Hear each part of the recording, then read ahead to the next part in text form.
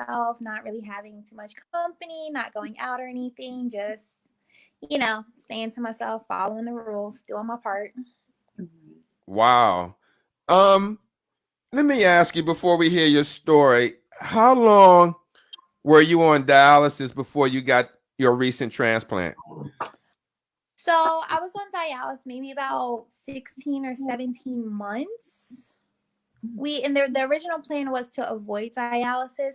I got diagnosed with kidney failure 2 years ago, and we were trying to get my siblings together, but some things happened and it didn't work out, so I ended up having to go on dialysis. And like I said, it was about 16 to 17 months. Wow. Did you do home dialysis or in center? Yes, I did peritoneal dialysis at home. How did you like that? I had a really good experience with it. No complications. It's uncomfortable. See, I've never had hemo, so I can't really compare the two. Okay. But it gets uncomfortable at night. The drain pad. You can't swim. You can't get in a bath. I can't swim anyway. I don't know how to. Um, but it's not bad. Like, I've always looked at things on a positive side. Like, I try not to sit there and feel sorry for myself. I try to find the good in everything. And I was still able to work in everything and have more of a flexible schedule. Wow. Wow. Next, how old you are? I'm 25. You beat me to the I punch. just But turned 25 January. Oh wow. wow. This is a great late birthday present. Yes. Yes. Thank you. Now let me ask you, being so young and dealing I with, can't hear anything. can you hear me now? I think he's talking, but I can't hear. I can hear you. You can hear me, but you can't hear him. Okay, so he's gonna come Yeah, out. his mic. Okay. Can you hear me now? Can you hear him now? Can you hear me now? Yes. No. Yes, you can. Okay, all right. By you being 25 and having kidney disease, how did that weigh on you? Because I've been doing this 33 years, and there was a time when you didn't see a lot of young people on dialysis or get hit with kidney disease, or if they were young, they may have been in a pediatric hospital somewhere where they didn't mix in with the adult patients. But I mean, having this at 25, it seems like it didn't stop you from doing what you wanted to do. Where with some young people may find it depressing to deal with something so enormous as kidney disease. So it wasn't always good and positive. Like, I got diagnosed when I was 23. So when I first got diagnosed, I was really depressed. I was like, how am I going to ask somebody for a kidney? I don't want to do dialysis. Like, my first initial reaction while I was in the hospital for about 10 days was I was just going to accept, like, my life being over almost. So I didn't want to fight in the beginning. I really didn't. And then, as days went on and, people started reaching out to me and everything, and I accepted it. That's the biggest thing, is acceptance. Once you accept something, it's way easier to deal with. So once I've accepted it and I'm like, okay, I'm gonna fight this. I'm gonna stay alive. Like, I'm only 23. I have so much of my life ahead of me. So that's what it pretty much came down to. It, like, when you're put in a bad situation, it's either you're going to face it or you're not going to face it. And I just felt like I had to face it, like, just to be there for my family and everything like that. That's a very good attitude to take. So young to have that attitude. Sometimes it take you to have to go through something. Well, you did go through something that make you take that type of attitude. That's Thank you.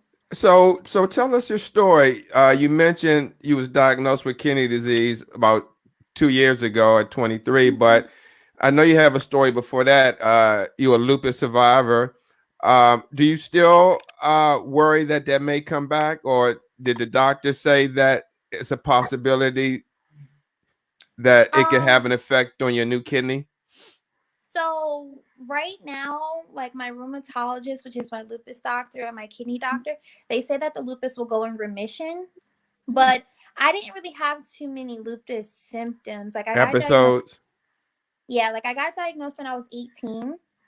It was literally right after prom. I got a kidney biopsy and then I went into graduation.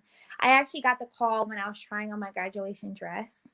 Oh, Doctor called me and they're like, "Oh, your biopsy came back. You have lupus." And then that's it. And then I was like, Well, "Oh, let me okay." ask you this, Miranda. I'm sorry to interrupt, but what made you get the biopsy in the first place? So I was 16. I was going through the regular athletic physical. I always played sports. I was always active in high school, playing multiple sports, volleyball and basketball. I was spilling protein in my urine from my Mm. pediatric. They told me. So, nobody in my family has this. Nobody has kidney issues. So, I kind of ignored it for about a year or two. And then I started going to the doctor again. And then they put me up under a nephrologist. I kept spilling protein. Medication wasn't doing anything. They did the biopsy and then they saw that my kidneys were scarred. I still have pretty good functions. I don't really remember the exact lab numbers and everything, but I didn't really have like a high creatinine level. They put me on Cellcept, they put me on prednisone, and I think a blood pressure med, Wow. all while I was 18. Mm. Literally getting ready to go to college, out wow. of state and everything. And yeah, that's pretty much how it started. Tamika, Wow. Tamika, this is it's kind of appalling because how many guests we had on the show that falls in the same category as Miranda? A lot. A lot. I Especially. mean, we talked to many young ladies that were just started college. Mhm. Exact same situation. Right. But see, the good thing is a lot of times before they go to college, they have to have this physical. Right, Mm-hmm. So right. the physical to save so many young people life. That's how my niece found out that she had throat cancer from going on her way to college. They did the physical. So I'm glad that these colleges are doing this. Hmm. Requiring these things, or who knows what will happen to these children, well, to these adolescents. Right. Now, Miranda, um, how did you know about PD? Because let me tell you something. You were one of the lucky ones. And when I say that, a lot of people, when they get diagnosed in the hospital, they get stirred right into hemo and they don't get any information on any other options available until after they done been on hemo for a while. How did you find out about peritoneal? All right, so I'll start when I got diagnosed. So it was February, I would say about February 11th, 2018. I wasn't really feeling good. I had like this kind of fishy kind of ammonia odor coming off my mouth. My nose was burning. I was always tired, irregular periods, and I always kept up with my lupus like every 3 months, just the typical blood work and, up on a regular rheumatologist. And my lupus was quiet for the 5 years. And then I was raised by my grandmother. My grandmother had got really sick. So I think like that stressful kind of time just made everything flare up. So, like I said, it was February. I met this new doctor, this nephrologist, and she actually works with the pediatric nephrologist who diagnosed me with lupus. So, I went to go see her. She did blood work. I went to her office. My blood pressure was maybe like 180 over one something. And, she was like, oh, it's probably just white coat syndrome. Mm. Let's not call it kidney failure yet until we get your labs. And, so she sent me home with amlodipine and she sent me home with a prescription to buy a blood pressure cuff. Mhm. So I went home, got the meds filled and everything. Next morning, took the meds, took my blood pressure. Blood pressure is still high. So I called her up. Now it's February 12th. I call her up and I tell her, like, my blood pressure is still high. And she's like, okay, no problem. Just give me a second. She looks into her computer and everything. And then literally like 30 seconds later, she says, okay, you're going to go to the hospital. I'm going to call the emergency room. They're going to know that you're coming. They're going to keep you, just to monitor you and give you fluids. That's all she said to me. So I'm like, I'm pasting the floor. I'm like, oh man. And mind you, I live on my own. At this point, I had my own job. I had a job. I had my own apartment. I supported myself. I didn't have parents or anything to like fall back on. So I went to the hospital. They admit me and everything, and then I have like a whole bunch of nurses, doctors, IVs, heart monitors, nitroglycerin. They were pushing amlodipine slowly because they didn't want me to like crash, like bring it down too fast. And then, like I said, all these specialists coming in, and then the admitting doctor comes in, right? Now I have my aunt with me who is a doctor. No, she's a nurse. She used to work at the hospital. She was just there for support. And the admitting doctor comes in and he said, he's talking all fast, not really making it personal. And he says, da da da da da da, you're in acute kidney failure. Wow. And then I'm like, wait. I just paused. Like, I didn't hear anything else. When I say all the bells and whistles went off, heart rate, respiration, blood pressure got higher, like everything, all the monitors were going off because I was literally having a panic attack because this is the worst thing. This is the last thing that I expected. Like, I didn't want this, right? Wow. So they're all like, oh, calm down. You're going to make it worse. Da, da, da, da. And I'm just like, how can I calm down when you guys just told me like the worst information that I can expect, So then, I finally calmed down. Now I have this thumping headache. I know if you've had high blood pressure before, it's like a thumping headache, like right up under your forehead. That headache lasted for about 3 days. It took about 2 or 3 days to get my pressure down safely. And first it was acute kidney failure. And then once they started looking deeper and deeper into it, like labs every day, like my creatinine wasn't coming down or anything. It was chronic. Like it was in stage renal. And like I said, every day, my doctor, like she was really nice, really good bedside manner. She told me it's time to start talking to your family, start getting your siblings together. Let's get you a transplant before you go on dialysis. See, that's a good doctor. Yeah. So this point, my GFR was maybe about 17, 18. Wow. My creatinine was 5.3. I remember 5.3. Sometimes it would drop down to 4, like depending on, like I used to week after this. My creatinine would drop a little, then go up a little. My B1 was really high. It was 124. It was really, really high. Yeah. And that's what that ammonia tastes. Yeah. And what else happened? So at this point, I get out the hospital. So she's working with me. She's allowing my body to kind of hold off. So she is doing blood work every week. I had to like change my diet, I wasn't swelling up. I really didn't get any symptoms until all the medication. Wow. I'll be honest. Like the prednisone, I used to never swell up. I used to swell up so bad at work because I was a waitress at the airport. So standing on my feet 10 or 11 hours a day. So my ankles will swell up. My knees will swell up. My knees will be so swollen. They felt like they were going to pop backwards, like walking downstairs and everything. Like it was nasty. Shortness of breath. Yeah, I think the side effects of the medication was the worst part, honestly. Wow. The nausea and stuff. And how did you? I'm sorry. What was it? I'm sorry. How did you deal with the taste? The taste that was in your mouth. Breaking up. Can you how hear did me? I get rid of it?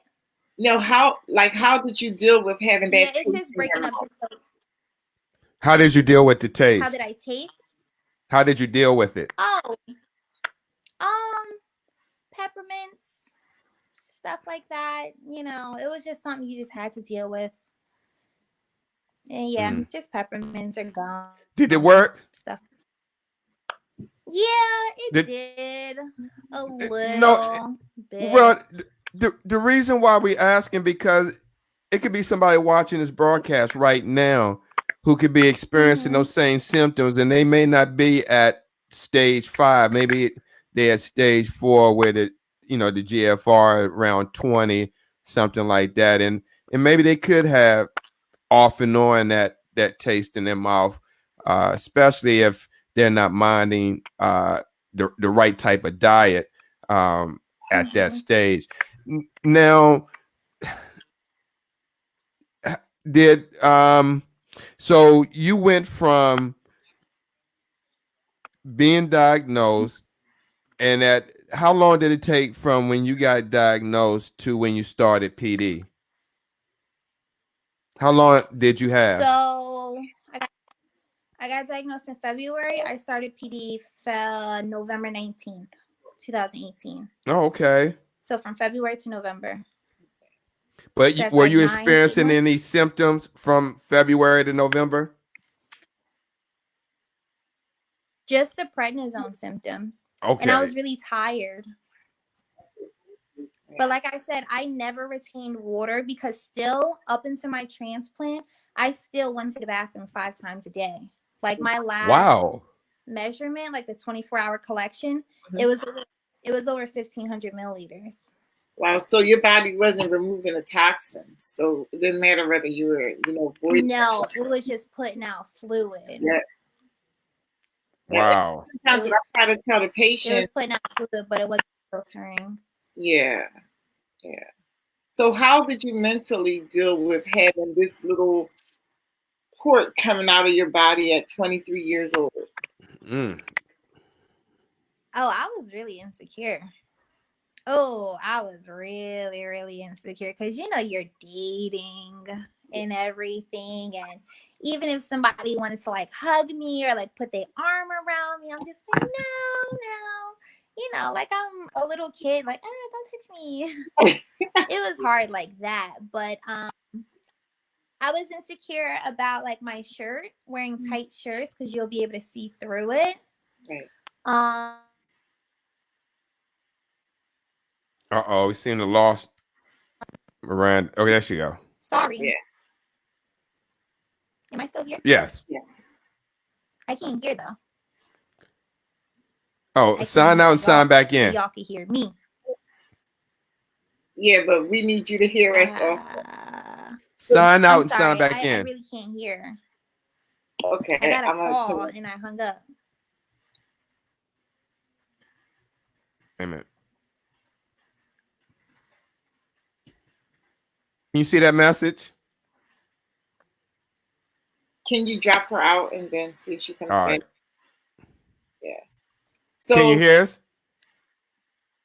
Can you hear us? Can you hear now, Miranda? Mic is mute. Okay, wait. Okay, can you hear? Can you hear us? I still can't hear y'all. Okay, log out and come back. Oh, she can't hear me stuff. Okay. Could you drop her out and then she'll? I did. Okay. But she got to sign back in. Okay. So to answer Jared's question, yes, Miranda still does have her PD catheter in, and hopefully next week she can have it removed. Really? Yes, because she just got her transplant. Like just got her transplant. Oh, that's awesome. Like it's so fresh. It's so fresh. Yeah. How did you meet her on Instagram? Instagram. You meet a lot of people on Instagram. So though you guys take over Facebook advocacy, I go where some of the younger people are. But you know what? We've gotten more guests from Instagram than we usually get on Facebook. Wait a minute. Those who think I'm not advocating, check me out on Instagram. Here we go. You back? Can you hear us? Hey, Miranda. Yes. Okay. Awesome. Hi. Sorry. So no, that's fine. So Miranda, we had a question. We had a question for you from our host Jared Brown of Warriors Quest. And even though Tamika already answered the question, you still have your PD catheter? No, I got it removed before I left the hospital. Oh, okay.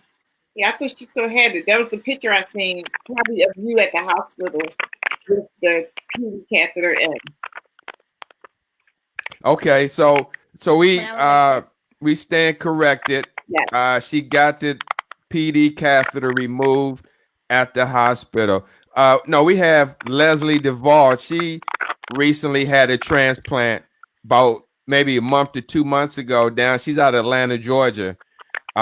She just recently had a transplant. She says they took hers out doing transplant surgery. Uh-huh. Did it Oh hurt yeah, when they they took took it mine out? out maybe 2 days after because they didn't want to remove the dialysis access until everything was working. Right. That makes sense. That makes sense. Wow. What did you asking her, Tamika, about before she went silent? I forget, but how was dating? Can you Can hear you me? hear us? Okay. You can't hear us? It's breaking up a It's little bit. breaking up. I can hear you, but it's just skippy. It's skippy. Dating, having male friends. I wonder, is there like a Oh background yeah, noise? yeah, yeah, yeah. So Mm-mm. no, not on my end. So with dating, I was really insecure about it. Like, anytime somebody wanted to hug me or like put their arm around me, I was just thinking like, oh, are they gonna feel this thing? Certain clothes, you would see the catheter actually like through it because it was like a tube. Also like even with like intimacy, like I never took my shirt off. Little things like that. But once you find someone that like, kind of accepts everything, it gets better. It gets better. Like I almost regret being so ashamed of it because it's just like this is something so little and if you can't accept me and all of my flaws, then you just don't deserve me. Right. That's it. True. So true. Wow. That's awesome.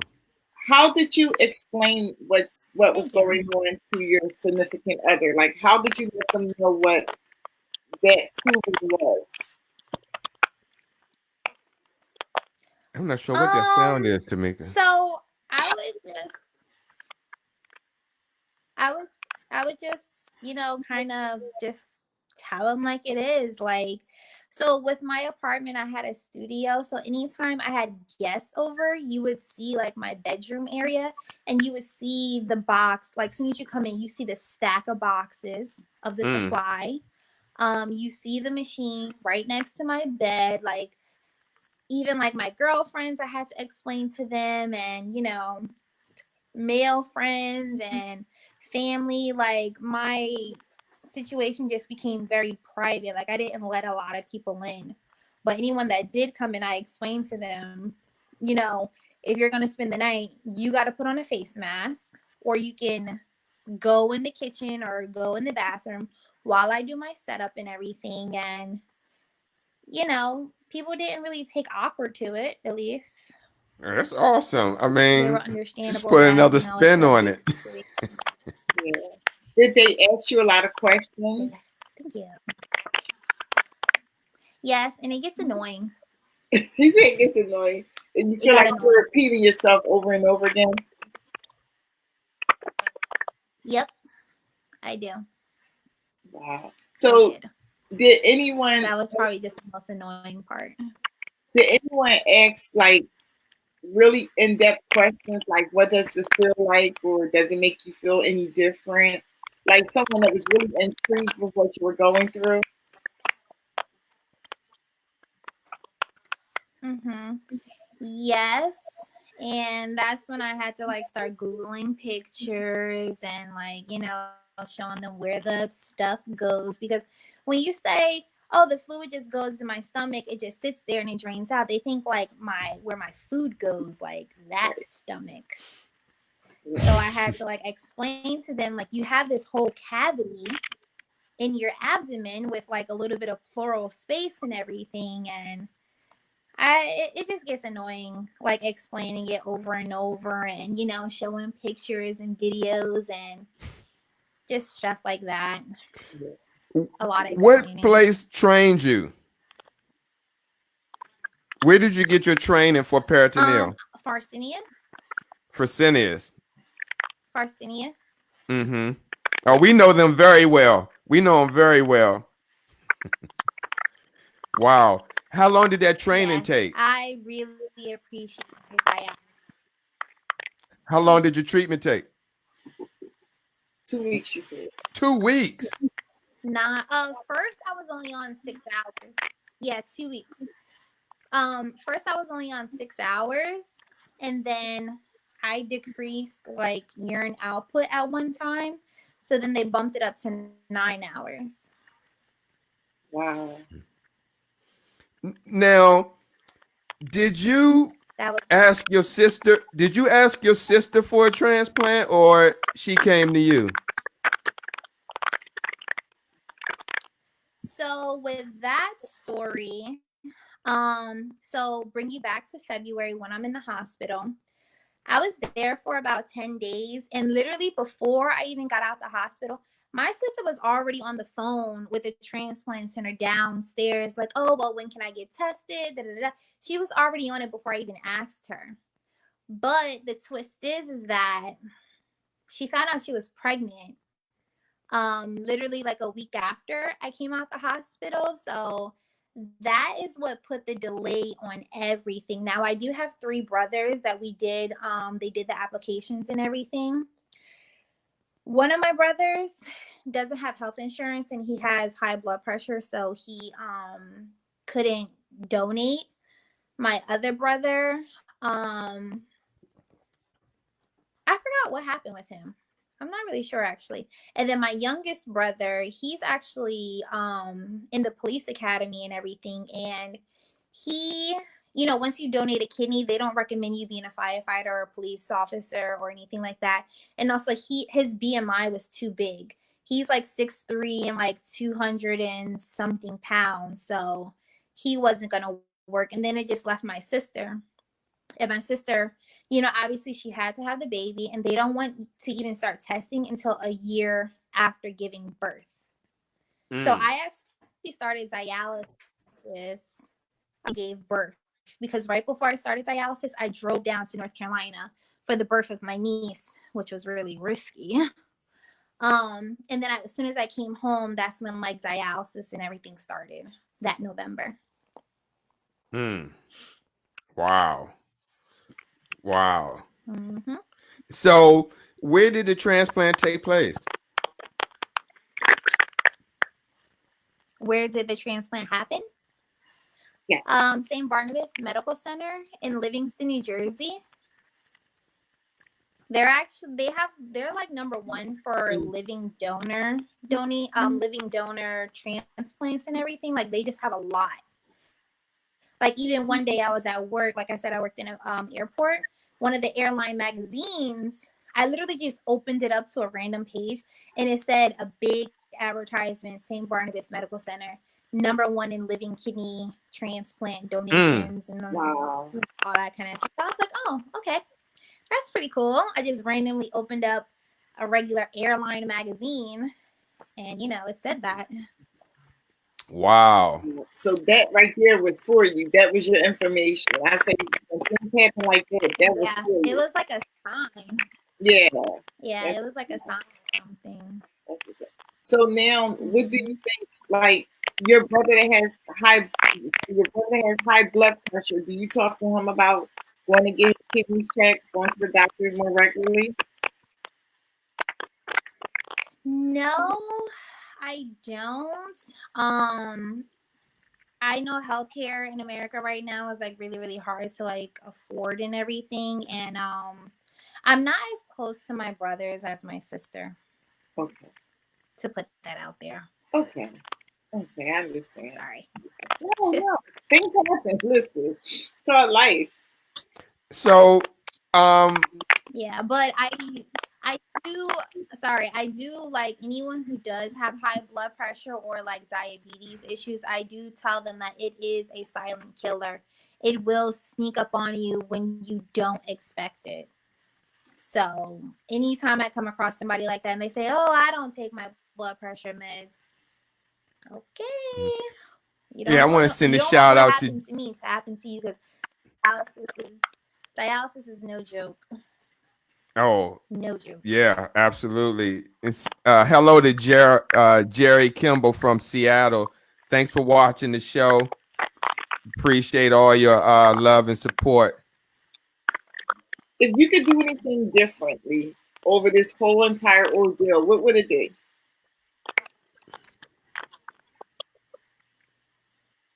Because I think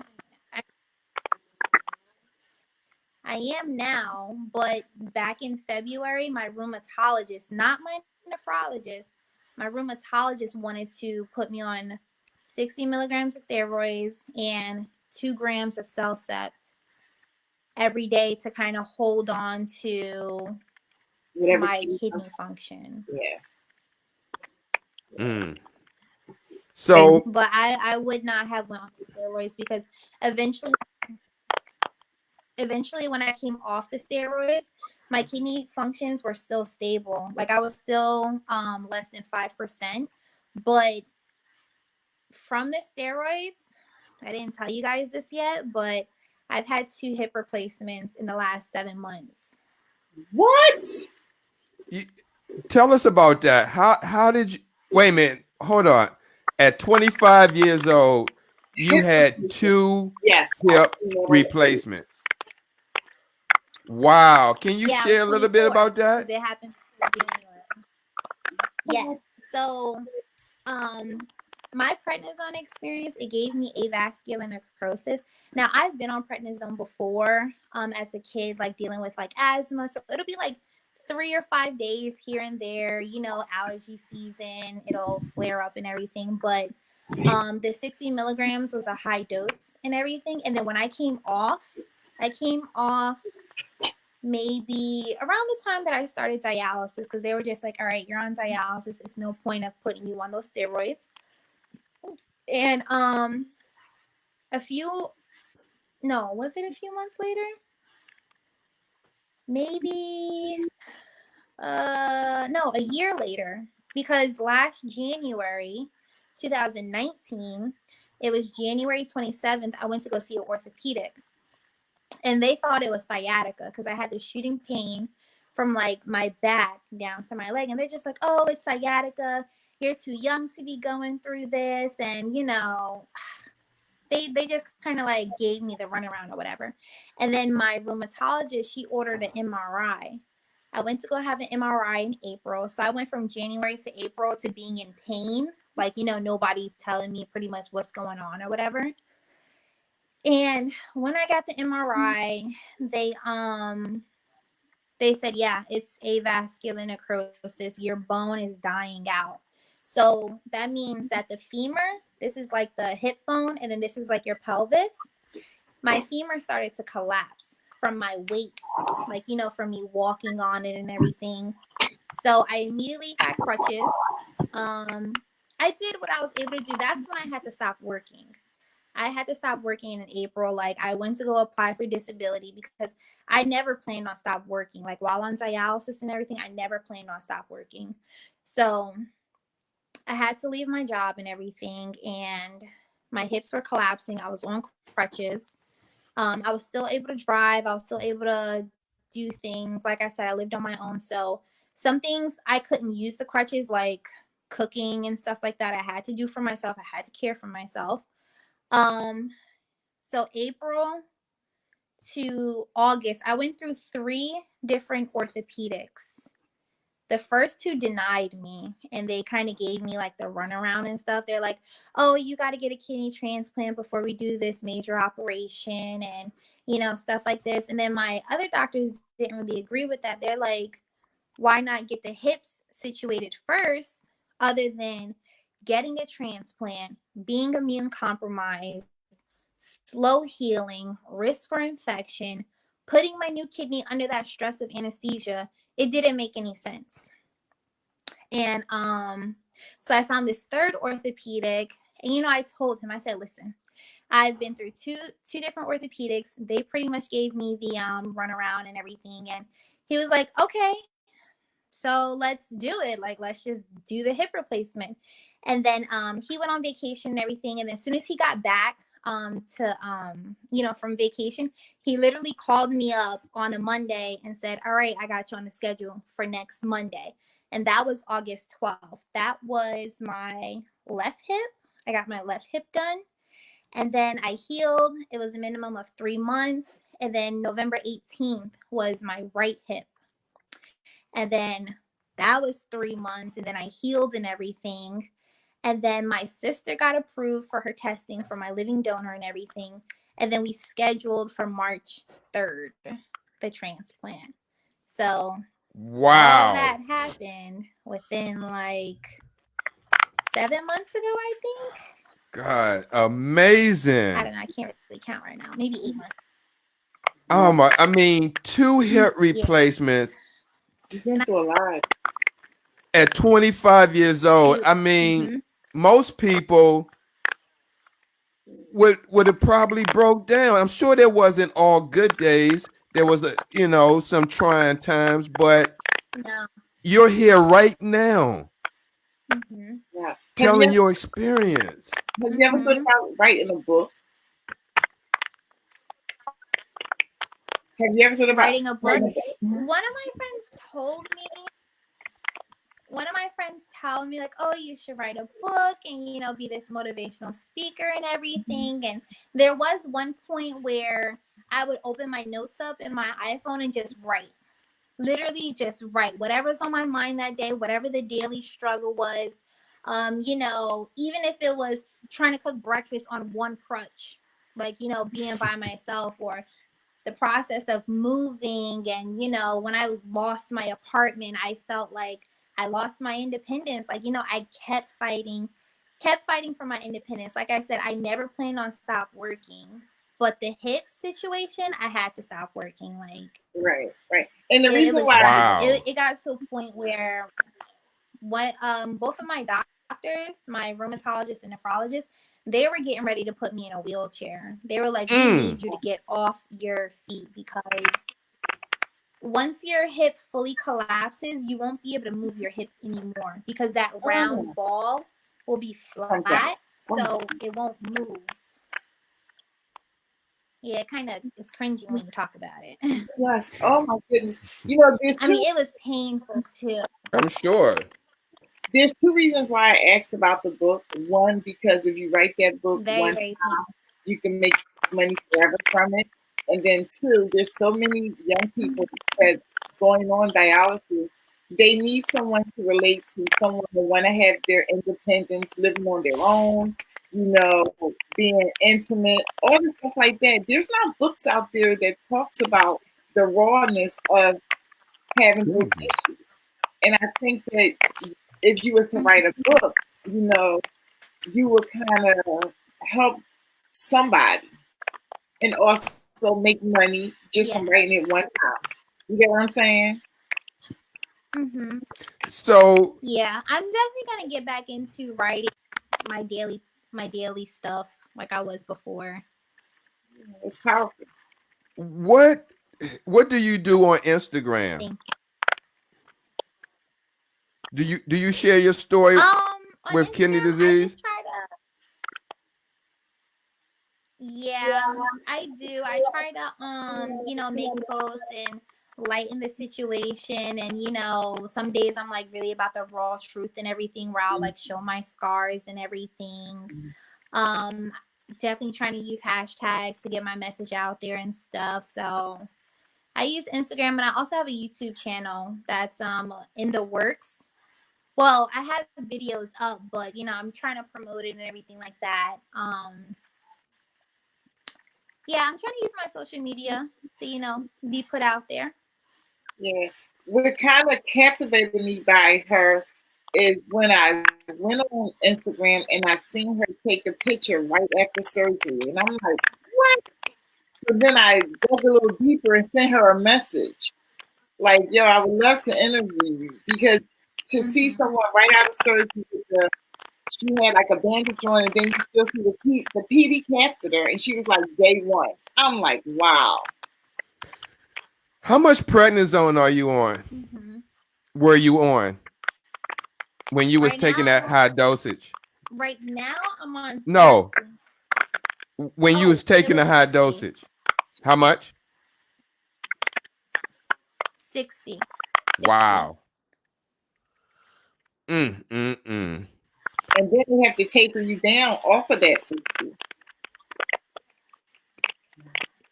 Yes, so that's what made it long was, Mm-hmm. the tapering it off. Yeah. Now, was there a time during before you got your transplant that you thought that it wasn't going to happen? Did that ever hit the back of your mind that the transplant with your sister wasn't going to happen? Yeah. Oh, with my sister, oh, okay. So we went through all the basic testing and everything, and the transplant center, they're like, "Oh, well, you guys' dad has high blood pressure." So we're just like, "Okay, but she doesn't have high blood pressure." They even made her wear a 24-hour blood pressure cuff. So Jesus. because my dad has high blood pressure, they went on and said that she has to be tested for a high blood pressure gene. It's like I think three of them, and if she tested no, it's four of them. If she tested positive for two, she'll still be able to donate. But if she tested positive for three or four, then they would call it off. And this was after we got our date and everything. They said congratulations, da da da, and then they just pop up with this. Oh, sorry. Hold on for a second. We got to test you for one more thing. So that right there made it a little bit rocky. Wow. Did y'all go through the whole psych evaluation as well? Yes, she did. I wasn't allowed to go in a room or anything like that, so I just waited out in the waiting room while she talked to the doctors and everything. So with them talking to you guys about your father's side having high blood pressure, do they encourage anybody to go to the doctors?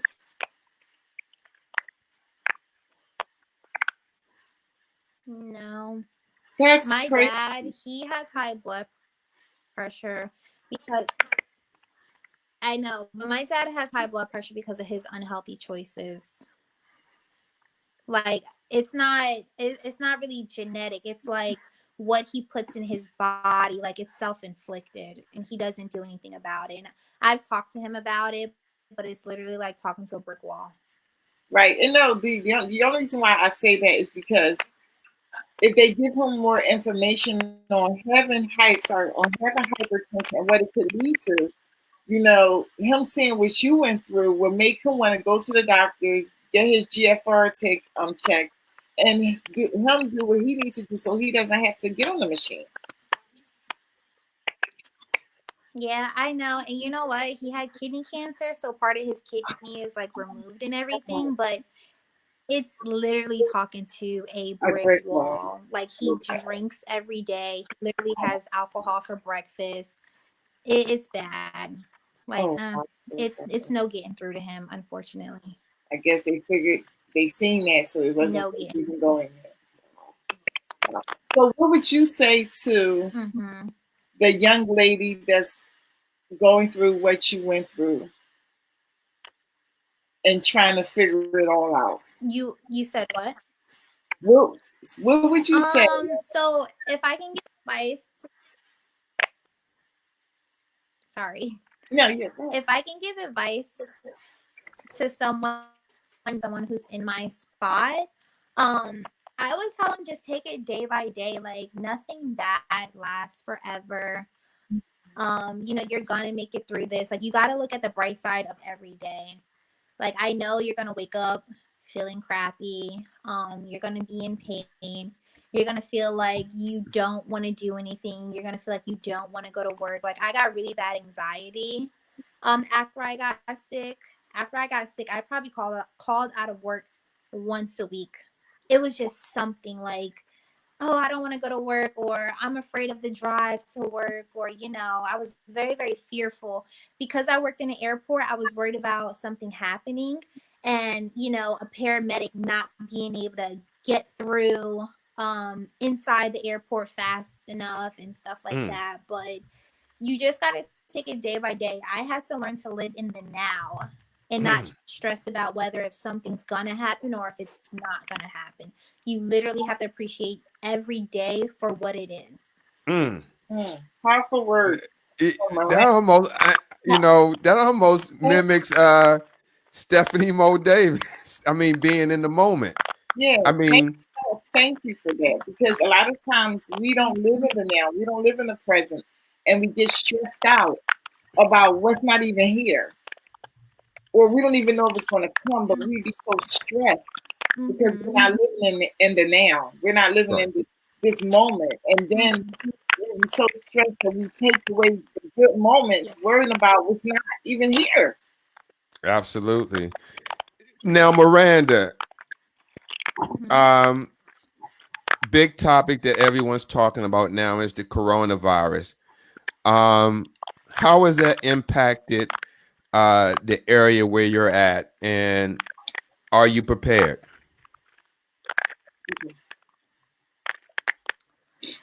So I heard today that two people in my town have it. A lot of people are saying that people are walking around with it and don't even know because one, healthcare, health insurance in America is an issue. A lot of people don't have healthcare because it's so expensive. So they're not going to get tested and they're not, looking into it because they don't want to bill.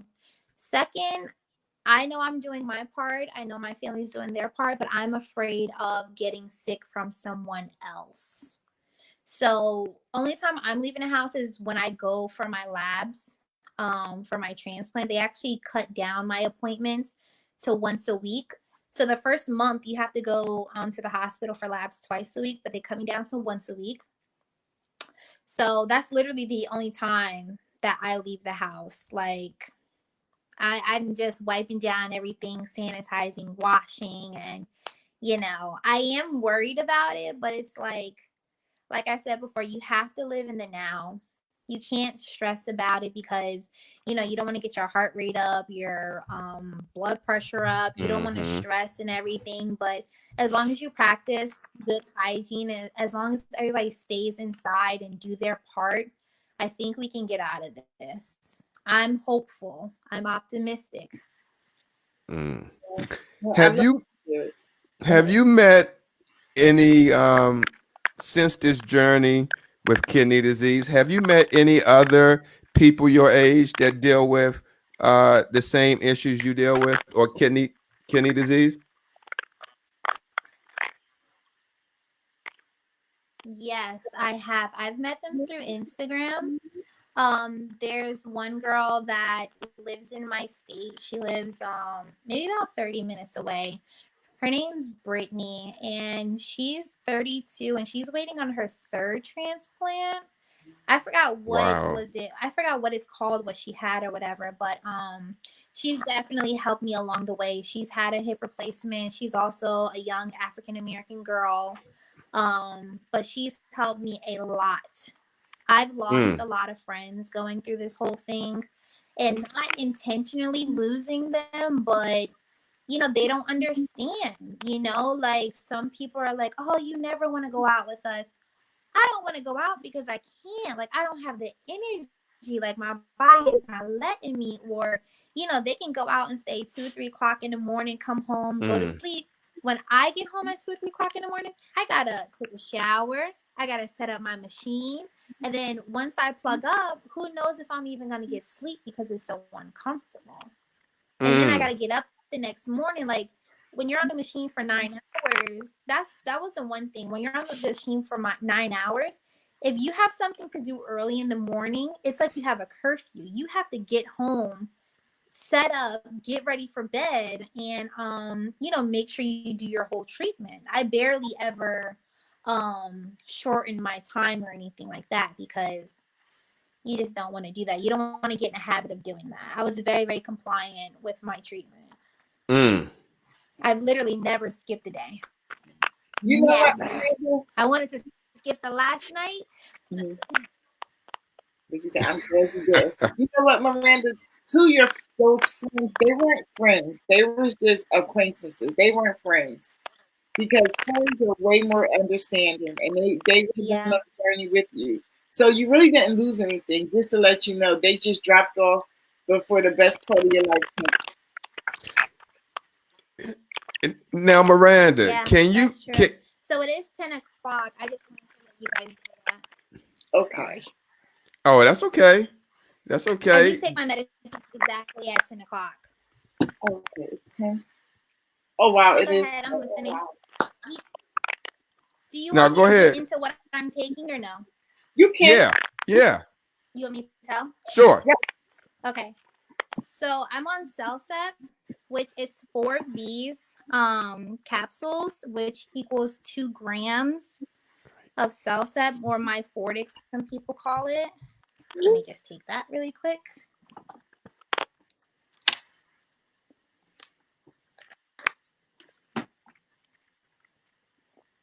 And then I'm on Prograf or tacrolimus, and I'm on 6 milligrams of these, so it's 6 of those. So we're at 10 pills so far. And this is just the night. It's more in the morning. But my medicine's only twice a day. So let me go ahead and take this really quick.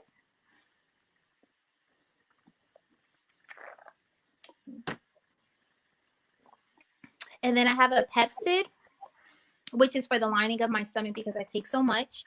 I'm on clonidine, which is a blood pressure med. Hydralazine, blood pressure med. Carvedilol, which is a beta blocker. It lowers your heart rate and brings your pressure down. And then also an antiviral. It's supposed to protect me from like certain viruses and everything.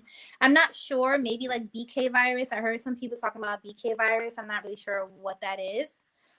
It will not protect me from the coronavirus. I already asked. And let me just take this. Maybe it's the CMV virus. Maybe. I'm not sure. So but yeah, I want 2 minutes of my day to take my medicine versus. Oh, sorry. It's a little bit of a lag. But yeah. 2 minutes of my day to take my medicine versus 9 hours and 8 minutes, and that's not including the setup. I'll take it. A lot of people complain about the medicine, but I'll take it. I'll take it. I'll take it. I'll take it. I'll take it. Absolutely. Way better than dialysis. Let me ask you, do you feel a difference since your transplant? Yes, I do feel a difference. I have more energy. I don't have the taste in my mouth. I don't have like the white coating in my mouth. I used to get like this really bad burning sensation in my nose. I'm not sure if it's because I have a good sense of smell or what. I don't know. My skin got really clear. I got darker in the face when I was on dialysis. My skin brightened up. That's pretty much it. And like I said, I have a lot of energy. I can wake up at 6 a.m. and just get to start making breakfast from scratch. And I never used to do that. Never. Nice. That's good. Are you on I have antibiotics? more appetite. Antibiotics. I start them tomorrow. Ballast, or I forgot what it's called. Hold on. They'll actually give you a schedule of your meds and everything. I start Bactrim tomorrow. That's a very powerful drug. It's very powerful. Yeah. If anyone knows that, I'll start Bactrim tomorrow. Oh, okay. Okay. So, wow. I mean, this has really been a impactful show, Tamika. Yeah. What are your plans from here, Miranda? Soon as I get cleared, I mean, hopefully this corona thing goes away, but as soon as I get cleared to work and everything, I'm hoping to pick up a small part-time job for right now. Nothing, full time. I'm not standing on my feet for 10 hours a day anymore. But getting a part-time job and saving up to get an apartment again, because like I said, I live with my grandparents right now. But I'm hoping to move down to North Carolina with my sister. Well, my own apartment, but in the same city. Sure. Awesome, awesome. That's good. Wow. Thank you so much for coming on. I really Thank appreciate it. you. Well, we actually appreciate it. And you, Yeah, you had a great story, and if You're welcome. we would like to invite you on another show if you like as a co-host on Warriors Quest. We do a show every Wednesday, 8:30 to 9:30, called Warriors Quest with Jared A. Brown. I And saw that. yes, and we Yes, would I definitely saw that like. he added me, and I just never. I meant. No, I was just saying I never really got a chance to look into it. He sent me a link, I think, but yeah, I definitely would look into doing that. I'm kind of camera shy, and I was shy about coming up here, but I was like, you know what? Just do it. You got this. No, Get you. up there I'm and talk. camera shy every Talk. single time we do it. Yeah, but no, Miranda. If no one told you, this is what I feel. You have a powerful story, and testimony that Thank you. this disease is so wicked that more than 700,000 people are diagnosed each year with this. And it's not just an old person's disease, it's anybody's disease. And when you have people like, it's like, it seemed like so much about your own condition at the age you're at, where maybe a lot of people who's your age I have no clue. would deal with it in a in a negative way, and not, I guess, get into it like you have. I just seen that you have a definitely a testimony where you can impact a lot of people. Yeah, I actually agree with Steve. That's why, like, when I looked at you and I'm Thank hearing you. you speak, I'm like, you could write a book. And this book can take you so many places. Like I said, you could write this book one time and it'll pay you throughout your life. You write it just one time. And also, you can help the youth. You can help that girl like you. I mean, 25. 25. That's I know a patient, God rest his soul. He was a young guy and he got on the street. He had no one to look at to help him.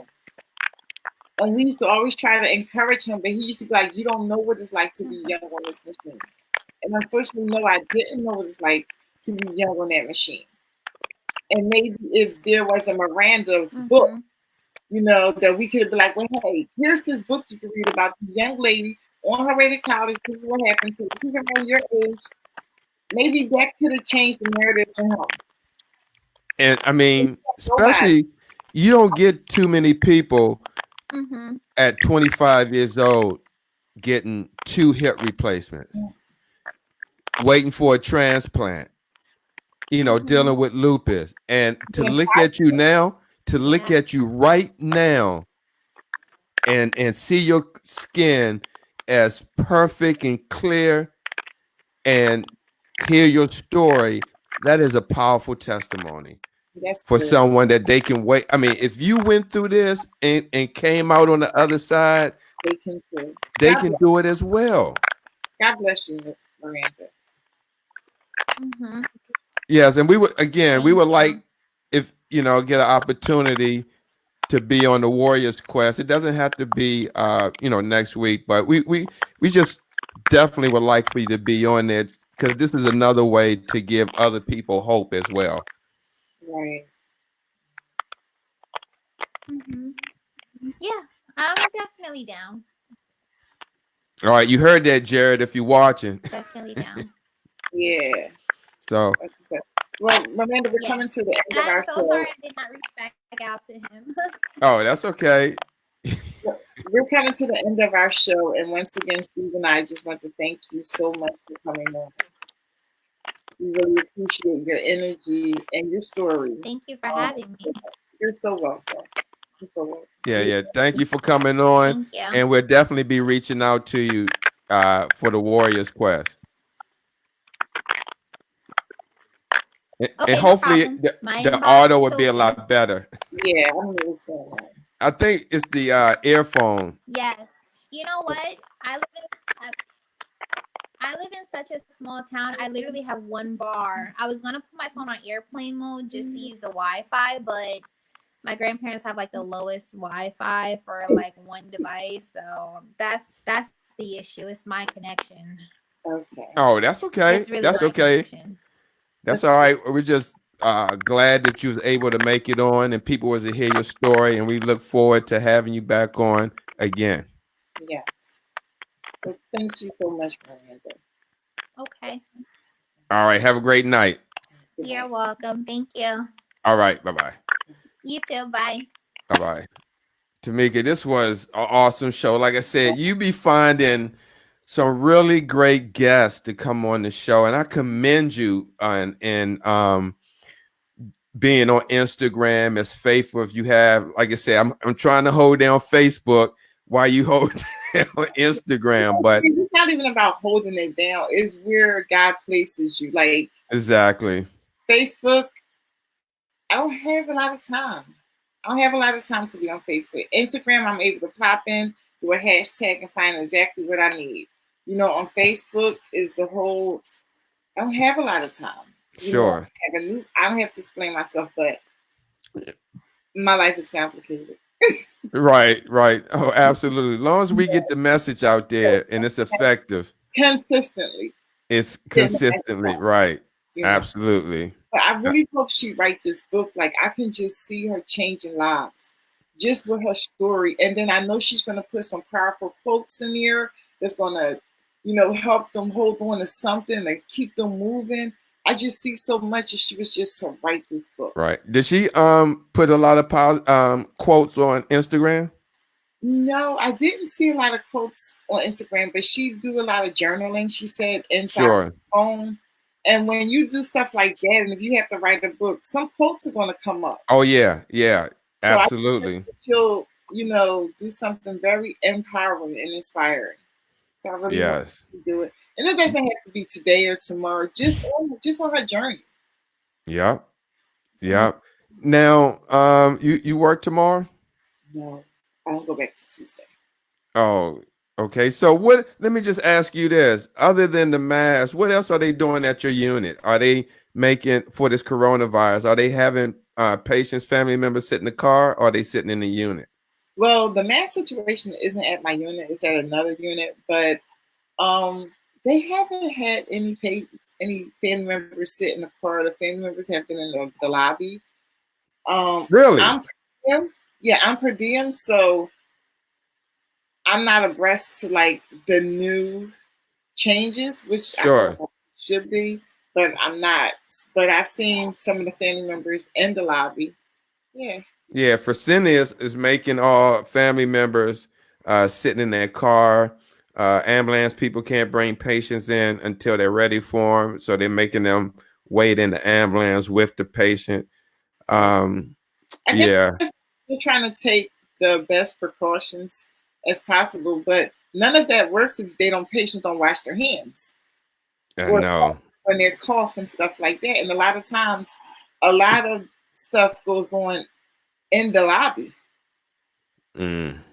And, I did a show the other night, last night on YouTube, night before last. But Tamika, before we go, it's not just the coronavirus that We have patients got to hepatitis work out. What about A. MRSA? Yes. MRSA, VRE, hepatitis B, hepatitis C, Oh, HIV.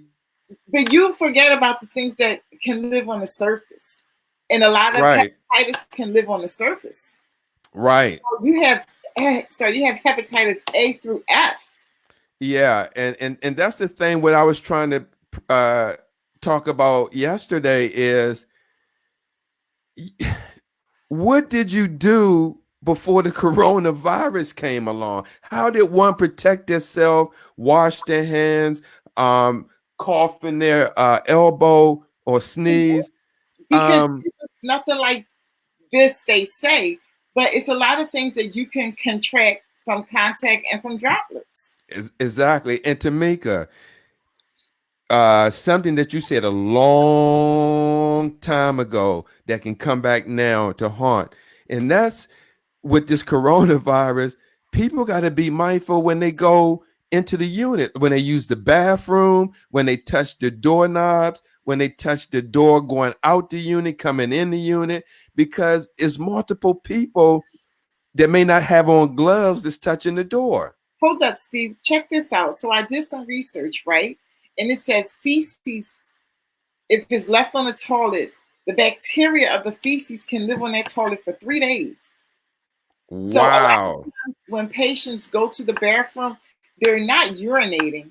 A lot of times they have gut issues, like if they come in, they just ate a bacon, egg, and cheese sandwich. Within 10 minutes of being on the machine, their stomach is going to rumble, and then they're going to have to get off and use the bathroom. They're not going to, they're going to move their bowels. I've seen that many times.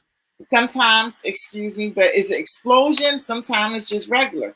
And not all the time it's cleaned up, or if it's cleaned up, they clean it up. And what I mean, they clean up, they just wipe it up till it disappear and it's gone. But truthfully, the bacteria is still there. Right. If it's not being cleaned at the end of the day by the cleaners or people, the cleaning crew with bleach. Right. And then who goes behind the patients? The staff members that's go behind the patients. No, they don't use the restroom out there. Right. So then you have someone that's touching the door. If it's someone that's in a wheelchair, that's been in the wheelchair for a long time, a lot of times under their nails, the females are free, or the males are very good. Do you understand? I know exactly what you're talking about. You just bringing all the truth out, because that I've seen that a lot of patients, older patients, especially they come from the nursing home. They have long nails and they have a lot of stuff caked up under the nails, because especially if they don't, especially if they don't have family members to clean under the nails, because the CNAs, they don't got time to do it no more. First of all, you got to do more than clean under the nails. When it comes to cleaning nails, you have to soak it, because it gets under the bed.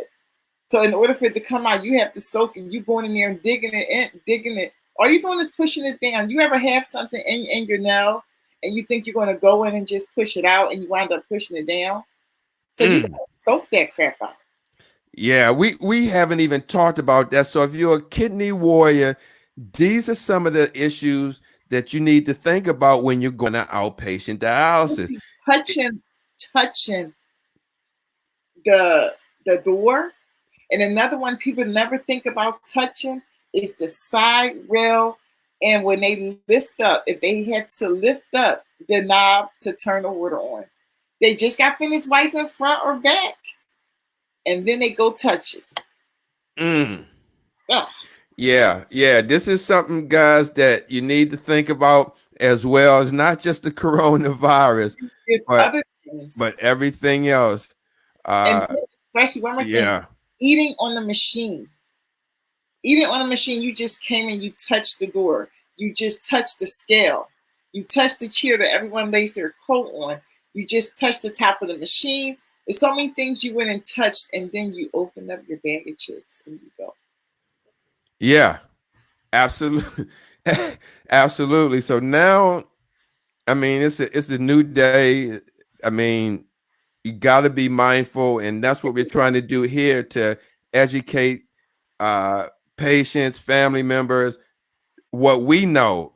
Tamika still works in the industry, so she gets firsthand knowledge of what's happening. We try to pass that information along to you as well. So it's just so important that you be mindful. Like, wash your hands. I tell my children, wash your hands before and after you go to the bathroom, because you just played outside all day. Then you want to go to the bathroom. So you just add more germs down there. Instead of washing your hands before you go to the bathroom and then afterwards. Absolutely. So, I mean, guys, in wake of this coronavirus, I mean, we just say stay vigilant, stay prepared. I did a YouTube video earlier on emergency food list. You can go to Urban Health Outreach Media on YouTube, take a look at it. We're just trying to give our audience and people who want to learn information on how to stay safe and prepared, even in this crisis. And Tamika, one thing before we leave, and you said this, we talked about it. I wouldn't have never known we would do a show on emergency preparedness behind the virus. No. I mean, I can see a tornado, lights out, a hurricane, flooding, earthquake, but a virus, now that everybody got to stay in the house. And what if they shut the dialysis units? Then what if they get to the point where they say, don't come out? I mean, now you got to watch what you put in. You got to watch your potassium, your phosphorus. You got to make sure you had a K-Xlate or the sorbitol. Or Tamika, as we talked about Sunday, if they had this, that can work in the gut because of the prebiotics and probiotics. Right. And you know what I haven't seen? I haven't seen a proper education given on emergency preparedness, regardless if it's just for this or something other.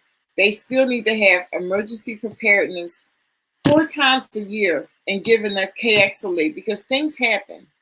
And if Absolutely. you do emergency preparedness 4 times a year, your patients will not panic. If you give them a food list, your patients will not panic. These patients are panicking because, for one, they've never experienced anything like this. They forgot about emergency preparedness because it's only done once a year. Yeah, I think, yeah. One place where I used to work, they tried to do it quarterly, but yeah, once a year. Tamika, you said something very important. They seem like they forgot it because the coronavirus maybe overshadowed everything that's going on. And I hadn't seen any organizations. It's just the truth. I haven't seen any organization outside of us that's doing anything about emergency planning or emergency food lists. If you got to hunker down in place, what you should have to kind of what's the word? Re-emphasize that this is just as important emergency, just like the hurricane, the tornado. Yeah, it's no different. It's no different. And so no one's saying anything. And that's why I felt it was important to do the YouTube video on emergency supply list, and even kidney patients having an emergency box, because as you can witness, each unit has a box you can get from what's that, Home Depot or Walmart, where it's sturdy and rugged, and you can put supplies in, because they do it at the dialysis unit. If something happens there, they got an emergency supply box so they can evacuate patients out the unit and go in that box. So patients should have that same box, but have different stuff in it, like your emergency supply list that I went over on YouTube. Right. Well, I remember working at a unit over 20 years ago, and they gave the patients these baggies, and inside these baggies, it had the bottle of Kodiaxolate, and it had another baggie with it, and it had gauze and Band-Aids. And they told them to keep that with them, just in case of emergency. Mm-hmm. And they changed it out often, but they kept those patients prepared for an emergency. Though it was not an inner city dialysis center, it was totally different. You get it, Steve? So the care was just different, but they were on point. Absolutely. So guys, let me go over right quick before we run off. Food, like if you find yourself have to hunker down or you can't get to treatment, avoid salt and salty foods. Yes. Also avoid foods and drinks with PHOS additives. You got to look for that. It's very important, especially if you don't have any KXlate. If you can send me that list, I can make a PDF and post it. Okay. Yeah, what I'm gonna have to probably do is scan it Okay, and then I just type it up and do a PDF file. This way people can save it to their phones. Absolutely. You see, I don't see any other companies doing that, but it's so necessary. yeah. And you know what else is not unnecessary? I think we need to do. I think we need to create just an email list and get people emails, and we just send them recent updates of what's going on. You know, Absolutely. not just with Absolutely. the shows, but just in the renal world. Yep. And that's what we created World Kidney News for, to let you know what's going on in the kidney world, just like Lisa Baxter, giving you the 411 in the kidney world. So as we go out, this is an emergency dialysis diet.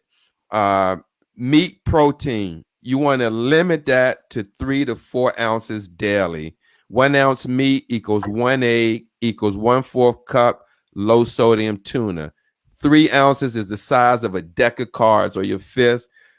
Fresh, unsalted beef, pork, chicken, fish, lamb, turkey, veal, unsalted canned tuna or salmon, egg or egg substitute. Now, if you can get the beef and pork and chicken and the fish and all that and freeze it up, you want to go through those foods first if you're hunkered down before you get to the canned foods. Right. The milk and milk products you want to limit to 1/2 cup daily. Again, milk and milk products limit to 1/2 cup daily. The fruits and vegetables limit to 3 1/2 cup servings daily. Choose from a list below. Fresh, frozen, or low sodium canned vegetables, cabbage, carrots, corn, green beans, green peas, summer squash, yellow zucchini, fresh fruit, apple, grapes, pear, plum, canned fruit, unsweetened if you have diabetes. You want to have applesauce, cherries, fruit cocktail, peaches, pears, pineapples, plums. You know, Tamika, the foods that I said so far, I mean, they really sell refreshing. It's not like you gotta have this big Salisbury steak meal and to just to survive. Right, right. And then you guys, while you're in the house or whatever, take a moment to educate yourself on something that you've been wanting to do. Don't let being in the house stress you out. Like so many people are giving free webinars. You can do books on tape. You could watch YouTube videos of self-care on dialysis. Like you got the whole world right there in front of you. So don't let being in the house get you down. Use it to your advantage. Absolutely. So fluids, limit half your usual allowance, typically 2 cups daily. If you have diabetes, reduce sugar fluids, soda, no colas because of the phosphorus. Yes. No colas, guys. No. However, you can drink Sprite, ginger ale, 7-Up, root beer, cranberry juice, apple juice, pineapple juice, water, ice, and popsicle. And one thing that tastes good, Tamika, that the dietitians used to do when they had patients' birthday Christmas parties and stuff, is mix cranberry juice and ginger ale. It's really good. It's really That good. is off the chain. Yes.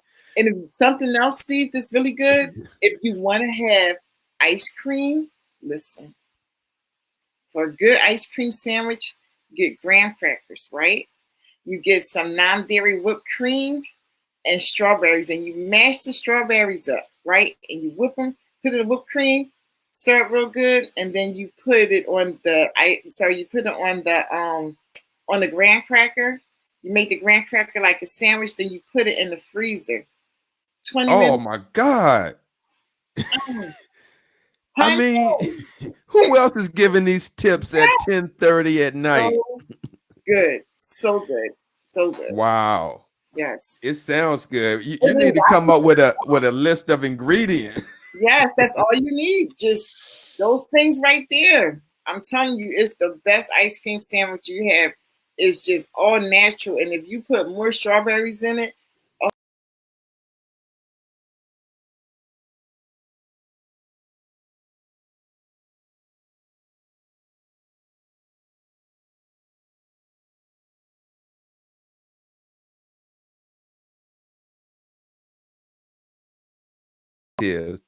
dry cereals such as Rice Krispies, Corn Flakes, Special K, Crispix, puff rice, cooked cereal, oatmeal, cream of wheat, cream of rice, grits, noodles or white rice, white bread or dinner roll, Nabisco premium crackers, unsalted, vanilla wafers, graham crackers, Lorna Doone cookies, they good, English muffin or bagels, fats, margarine, butter, mayonnaise, vegetable oil, regular cream cheese in moderation, sweets, use as desired if you do not have diabetes, sugar, honey, jelly, gumdrops, jelly beans, marshmallows, hard candy. If you have diabetes, keep these on hand in case your blood sugar go low.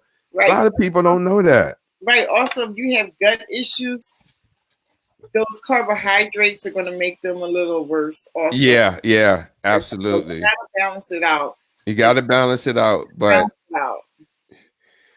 so guys, this has been a great show. We went over half an hour, but as long as we get this information out, that's what's important. Yes. Yep. Very important. So, all right, Tamika, you off tomorrow? Yes, I'm off tomorrow, but I want to try to get a little show out there about proper ways to hold your access, because the more and more I see patients like just putting their finger like that without grabbing under the access. And like this? Yes. Right. And it's driving me crazy. Like, who's teaching these people how to hold their accesses? And then you wonder why you're bleeding all over the place, because you're not putting the proper pressure on it. Yeah, I've seen that many times. Many times. You shouldn't be holding your access in your arm, on your chest. It needs to be extended so you can actually pay attention. It's just so many different things that I want to discuss about that, because they're messing up their accesses, adding this extra gauze on it and then the extra tight tape, and you wondering why your access is like bulging out, looking crazy. Right. Angela, thanks for this question. You said, I wish they would have drills on how to disconnect yourself from the machine in the event of emergency. And I have the information right for you, Angie. We're going to do a show on that. I promise you it's going to be really soon, like a day or 2 days. But I do have that information about disconnection, emergency takeoff. Right. And Steve, when you do that, I'll pull out the escaportal lines and show which ones to clamp, unclamp, and screw. Oh, you got some lines? I got some lines, yes. Oh, okay. Okay, we can